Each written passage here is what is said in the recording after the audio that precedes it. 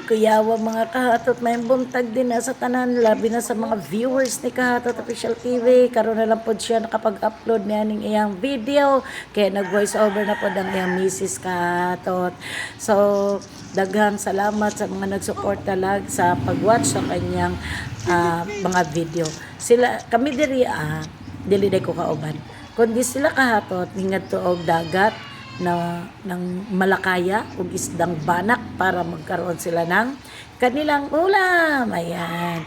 So sa kasamaang palad sa unang area pa lamang nila guys, nako pumilipit na yung lambat kung tawagon. Kaya inulit nila yan hanggang sa nakahuli din naman sila ng 2 piraso. Biro nyo mga kahatot, ang isdang banak doon ay napakalaki. Ang isang peraso may 2 kilo, 3 kilo. O di swak na nga naman sa pang-budget nila sa kaulaman, di ba? O, less gastos na naman si Kahatot at para may pang-ulam. So, siya nga din mga ka-shoutout nga pala sa mga viewers dira sa Daplin. Daghang salamat sa inyong pag-watch always sa akong videos nga gina-upload dira. Buhay Korea. Pang 3 balik ko na dito mga kahatot. Si Mr. Kahatot sa Korea. So, medyo mahirap na laging wala siya sa tabi namin, pero pinipilit na maging matibay, maging malakas para sa pamilya. Dahil ang lahat ng pagsisikap at mga paghihirap na kanyang ginawa ay para sa pamilya. So medyo maayos na rin naman ang kanyang tahanan, nakapagpayos ang tahanan, at graduate na rin ang panganay ni Kahatot, at ngayon naman gagraduate na ulit yung kanyang pangalawa. So mayroon pa akong 3 uling estudyante, kaya talagang todo sikap. Kailangan doble kara ang gagawin ni Kahatot dito sa Korea para matustusan ang pangangailangan ng pamilya. Bagamat mahirap na mapalayo sa pamilya, pero sinisikap na maging matibay ang loob upang ang pamilya ay hindi magutom. So, salamat sa lahat ng patuloy na sumuporta sa aking vlog, bagamat matagal akong hindi nakakapag-upload ng mga videos ni Kahatot.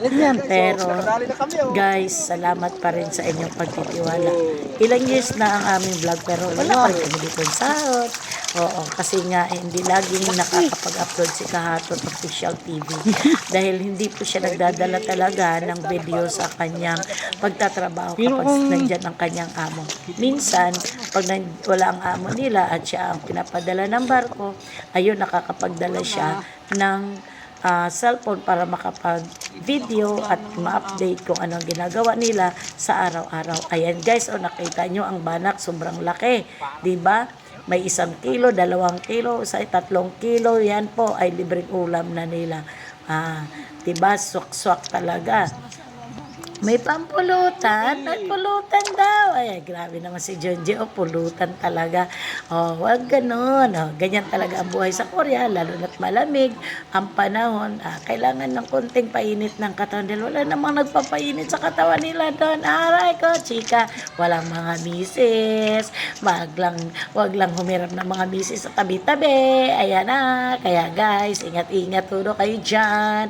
So, sa mga nag-watch sa video ni Kahatot, thank you so much. Shout out nga pala dyan sa inyo, San Mang Dako dito sa bansa.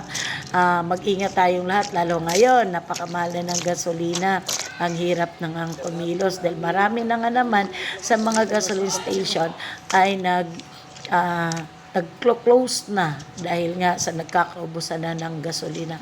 At siyempre, napakamahal na nga naman ngayon ng gasolina dito sa Pilipinas. Ewan ko ba kailan ba matatapos ang kaguluhan ito para naman maging maayos na ang ating mundo.